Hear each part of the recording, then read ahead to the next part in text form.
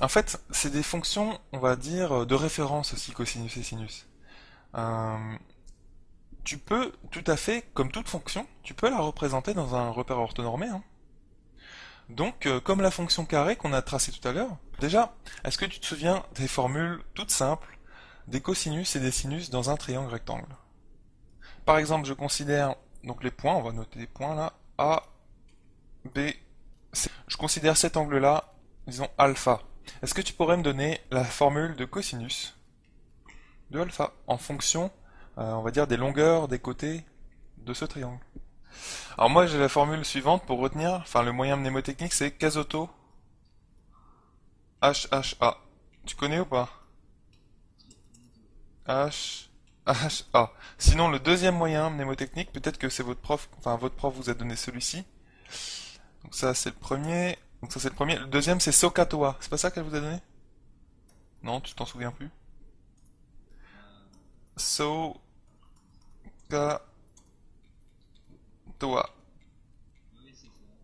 Voilà. Alors c'est soit l'un soit l'autre qu'il faut que tu retiennes, parce que si tu retiens un peu des deux, tu vas jamais t'en sortir. Regarde. Euh, alors c'est tout simple, hein, tu vois. Ici tu as C comme sinus, c'est adjacent sur hypoténuse. S c'est opposé sur hypoténuse. Tangente c'est opposé sur adjacent. Sinus ici, S comme sinus c'est opposé sur hypoténuse, cosinus adjacent sur hypoténuse, et tangente opposé sur adjacent. Voilà. Ok. Voilà. Bah moi je te recommande, je sais pas laquelle ta professeure t'a conseillé, mais bon, moi j'utilise toujours Casoto HHA, donc la première. Mais c'est vrai qu'il faut par contre les connaître, hein, faut que tu en connaisses l'une des deux. Donc Sokatoa ou Casoto HHA. Effectivement, cosinus de alpha c'est adjacent sur hypoténuse. Et l'adjacent c'est quoi ici? Bah, quelle est l'hypoténuse en fait dans ce triangle? AC. Voilà. Du coup, l'adjacent à cet angle-là, effectivement, c'est BC. Donc BC sera C. Voilà. Maintenant le sinus de cet angle alpha. Très bien. Et le tangente. On va aller jusque là. Voilà, tout simplement. Alors, ça, c'est vraiment les choses de base qu'il faut connaître sur le cosinus sinus et tangente en géométrie. Ok? Comment, en fait, enfin, quelle valeur ils ont dans un triangle rectangle. Donc ça, c'est cette formule-là ou la première. Donc vraiment, il faut que tu en retiennes une. Donc ça, voilà, ça c'est les définitions de base de cosinus et de sinus. Ensuite, les fonctions cosinus et sinus, comme je te le disais au tout début, c'est des fonctions de référence aussi. Donc, euh, leurs valeurs, elles sortent pas de nulle part, si tu veux, mais enfin, elles ont des courbes dont il faut connaître l'allure, quoi. Tu vois, tu peux pas les sortir comme ça de ta tête si tu les connais pas. Donc, si tu veux, si on note, je sais pas moi, enfin, cosinus, c'est cosinus de x, ça c'est l'image de x par cosinus, et sa courbe. Alors, là, on va se référer un petit peu pour la tracer au cercle trigonométrique. Alors déjà, cosinus de x, cette valeur-là, cosinus de x, est-ce que tu peux me dire en combien, enfin entre combien et combien ça varie? Donc suivant bien sûr les y, puisque c'est un f de x, hein. Donc ça c'est l'axe des y. Est-ce que tu peux me dire entre quelle valeur, entre quel nombre réel en fait, et quel autre nombre réel cosinus de x varie? Ça c'est important à connaître. Presque, presque. Ça va jusqu'à 1, effectivement, pas plus loin. Et en nombre négatif. Apparemment, pour toi, il n'y a pas de cosinus négatif? Ouais, c'est ça, c'est ça. Et ça, c'est vraiment une inégalité vachement importante à connaître. C'est-à-dire que tout simplement, cosinus de x, d'une façon générale, pour n'importe quel x réel, d'ailleurs, je t'ai pas dit, mais enfin, l'ensemble de définition de la fonction cosinus, c'est R tout entier. Parce que tu peux calculer cosinus de x pour n'importe quel x. Ok? Et c'est pareil pour sinus d'ailleurs. Donc, cosinus de x, c'est compris entre -1 et 1. D'accord? Et sinon, l'ensemble de définition pour les deux, c'est R. Pas de problème? Et de la même façon, on a sinus de x qui est compris entre -1 et 1. Donc ça, c'est vraiment deux inégalités à connaître, hein, qui sont toutes simples à connaître en plus, hein. En fait, il faut te dire tout simplement que un cosinus, il peut pas être égal à 2. Ok? Un cosinus de quelque chose peut pas être égal à 1,3. Il sera au maximum égal à 1. Alors maintenant, on va tracer un cercle trigonométrique, rapidement. Voilà. Et est-ce que... Mince. Un cercle trigonométrique, est-ce que tu sais à peu près ce que c'est? C'est un cercle, ça on est d'accord. Mais est-ce que tu peux me dire quel rayon ça a et pourquoi on l'utilise Donc ça, c'est clair que c'est un rayon 1. Et en fait, pourquoi on l'utilise? Eh bien c'est tout simple. Regarde, si on a un centre O, tu prends n'importe quel point sur ton cercle. On va le prendre ici pour faire simple. Donc je trace le rayon. Ça, tu as un point P. Bon, eh bien, si je peux construire deux triangles rectangles ici. Un premier triangle rectangle, c'est si je projette P orthogonalement sur l'axe horizontal noir. Donc regarde ce qui se passe. Hop, ici on a un angle droit. T'es d'accord jusque-là? Et ici, je mets un point P'. Et bien ce qui est cool, c'est que dans ce triangle qui est rectangle, vu que tu as une projection qui est orthogonale, eh bien tu peux tout à fait appliquer les formules que je t'ai rappelées tout à l'heure. SOHCAHTOA ou CASOTOA-CHACHA, là, tu sais? Et donc, cet angle-là, là, qui est notre alpha de tout à l'heure, eh bien, quel est son cosinus? Par rapport à OP, P', OP'. Est-ce que tu peux m'aider? Tu me disais tout à l'heure, adjacent sur... Effectivement, c'est OP'. Et du coup, sur combien? Sur OP qui vaut 1. Donc du coup, tu peux l'enlever, le OP. Parce que sur 1, ça sert à rien de le laisser. Du coup, notre cosinus de alpha, c'est tout simplement la longueur OP'. D'accord? Donc c'est pour ça que ça sert un cercle trigonométrique. C'est-à-dire que cette longueur rouge ici, que j'ai bien fait, que j'ai bien mise en lumière, c'est tout simplement le cosinus de notre angle. Et on ferait exactement la même démonstration dans un autre triangle rectangle que je pourrais faire apparaître comme ceci en projetant P sur l'axe vertical. D'accord? Tu aurais toujours un angle droit ici, et cette longueur-là, bah, cette fois-ci, c'est totalement ton sinus. Ok? Donc ça, c'est vraiment le sinus de alpha, et ça, c'est le cos de alpha. Tu vois, c'est commode de prendre un rayon qui vaut 1, comme ça, l'hypoténuse, on s'embête pas avec elle. Voilà. Parce qu'elle vaut 1, justement. Maintenant, donc, parce que notre but, hein, quand même, c'était de dessiner notre fonction cosinus de alpha. C'était ça l'objectif. Comment bah, on va dessiner notre courbe de cosinus? Est-ce que tu peux m'aider à le faire comme on avait fait au tout début, c'est-à-dire en prenant des exemples pour x? En fait, hein, quand alpha varie dans ce sens-là, tu sais que ça se mesure en radians. T'es d'accord, hein? Et que alpha il varie de 0 quand il est collé à cet angle, enfin, quand c'est un angle nul, et jusqu'à 2π. Ça tu savais, hein? 2π radians, c'est-à-dire 360 degrés. Le x, il peut prendre n'importe quelle valeur. D'accord? On sait juste que le cosinus de x, ça sera un nombre qui est compris entre moins 1 et 1. T'es d'accord? Mais par contre, le x, tu peux prendre n'importe quelle valeur, hein. Ça se limite pas à moins 1 et 1. Aux valeurs entre moins 1 et 1.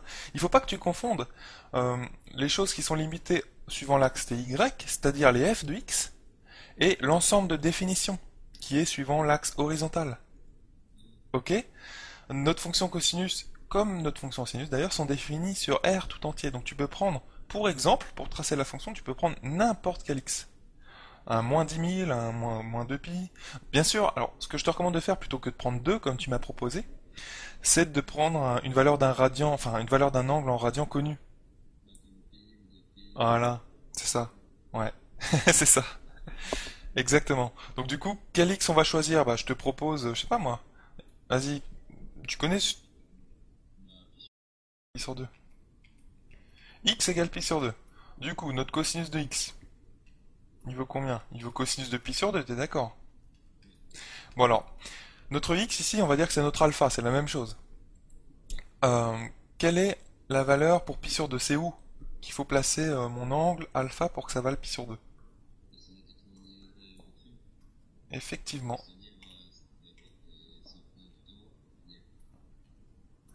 Ouais, donc du coup, ce serait cet angle-là que j'ai marqué en vert, avec un beau vert là, un beau vert kaki. Donc là, c'est pi sur 2, c'est-à-dire qu'en fait, le point P, il arriverait là, quoi. On est d'accord. Et du coup, quelle est la valeur du cosinus de cet angle pi sur 2? 0, effectivement. Donc, ce que je te propose de faire, c'est de placer pi. Voilà, pi moins pi. Et là, pi sur 2, donc c'est la moitié. Là, on a bien sûr l'origine, 0. Et pi sur 2, eh bien, cosinus de pi sur 2 vaut 0. Donc c'est ce point-là. Tu comprends?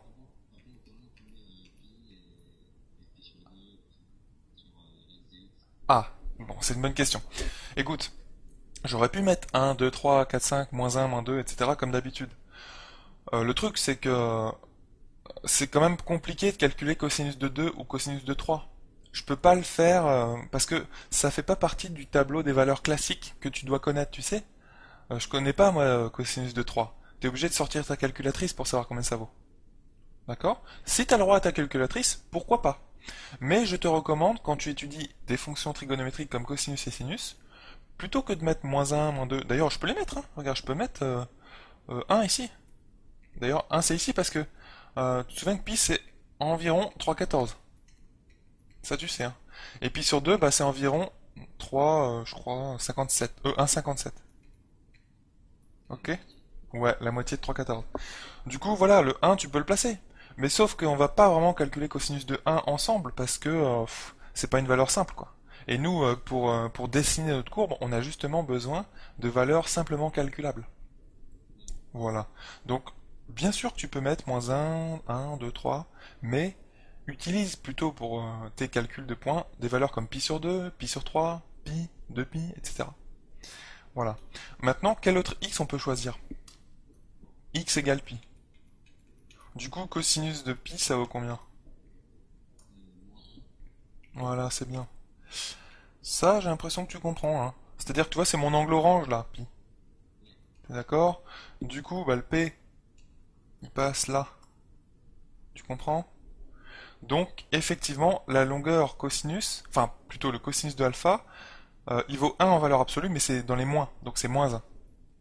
Donc, cosinus de pi, c'est moins 1. Donc, si je le note ici, enfin, si je fais apparaître le point plutôt, peu importe, donc, hop, pi, à peu près là. Deuxième point. Premier point, c'était celui-là. T'es d'accord? Donc voilà. On pourrait aussi calculer cosinus de 0 ensemble. Cosinus de 0, ça vaut combien? Pour x égale 0, hein, bien sûr. Là, on a notre cercle trigonométrique. Ce qu'il faut bien que tu te représentes, c'est où est l'angle en fait. Là, t'as un point qui se balade. C'est le point P, tu sais? Ton point P, selon sa position, eh bien, ça va déterminer un angle. S'il est là, bah, ça détermine un angle qui vaut combien à peu près? En radians. Exactement. C'est bien. D'ailleurs, tu connais la valeur de cosinus de pi sur 4? Effectivement, hein, généralement, bah, tu vas voir que c'est des valeurs qui reviennent tellement souvent qu'elles vont te rester dans l'esprit, mais il vaut mieux les retenir, quoi. C'est vrai. C'est vrai, c'est vrai. Donc du coup, bah, cosinus de pi sur 4, c'est un nombre qui est égal à 1 sur racine carrée de 2. Qui est égal aussi, ce nombre, à racine carrée de 2 sur 2. Pourquoi? Parce que si je multiplie haut et bas cette fraction 1 sur racine carrée sur 1 sur racine carrée de 2, haut et bas par racine carrée de 2, eh bien tu te rends bien compte qu'au-dessus, il va y avoir ça, t'es d'accord? Et en dessous, il va y avoir racine carrée de 2 fois racine carrée de 2, donc 2. Donc c'est bien le même nombre, hein, il n'y a pas de souci. Selon les profs que tu as, il y en a qui préféreront l'un ou l'autre. Donc c'est les deux mêmes nombres, il n'y a pas de souci. Donc voilà la valeur de cosinus de pi sur 4. Et donc ce que je voulais te dire, c'est que quand P est là, tu vois, quand P se rapproche là, de ce point ici, qu'est-ce qui se passe sur l'angle? Il se rapproche de 0. L'angle diminue jusqu'à être nul en fait.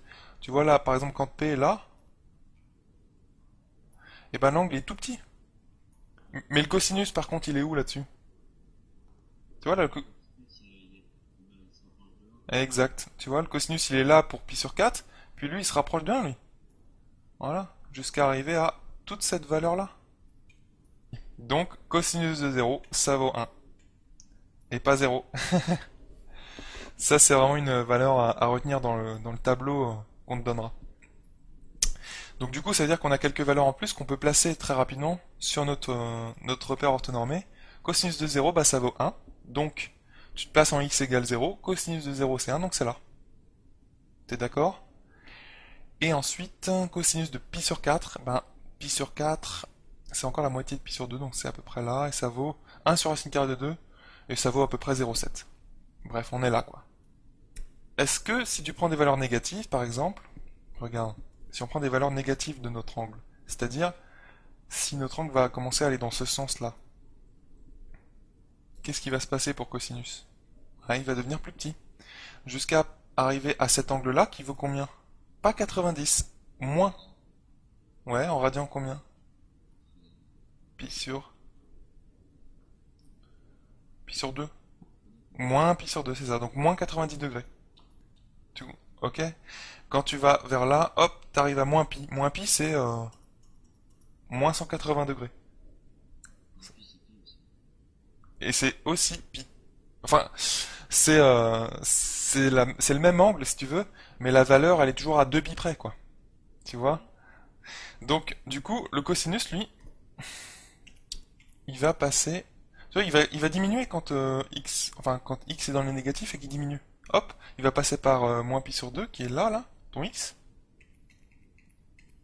Ok, donc tu pars de 0 et tu vas vers pi comme ça. Et donc que fait ton cosinus? Eh ben lui, il rediminue, en tout cas jusqu'à x égale moins pi. Hop, alors jusqu'à moins pi sur 2. Ouais, ok. Quelque chose comme ça. D'accord? Voilà. Donc là, tu vois, tu as déjà une première période de la fonction cosinus. Tu vois, donc est-ce que tu sens pas que la fonction cosinus, elle va toujours avoir le même type de bout de courbe en fait, sur tous les intervalles? Sur pi, 3pi, etc., etc. Bah si, en fait. Tu vois, elle est périodique, cette fonction, exactement. Exactement. Mais en gros, ce qu'il faut te dire, c'est qu'une fonction périodique, c'est que t'as beau avancer sur les x, et ben tu vas retrouver toujours le même motif sur la courbe. Tu vois? Elle fait toujours la même chose, quoi. Voilà. C'est ça qu'est une fonction périodique.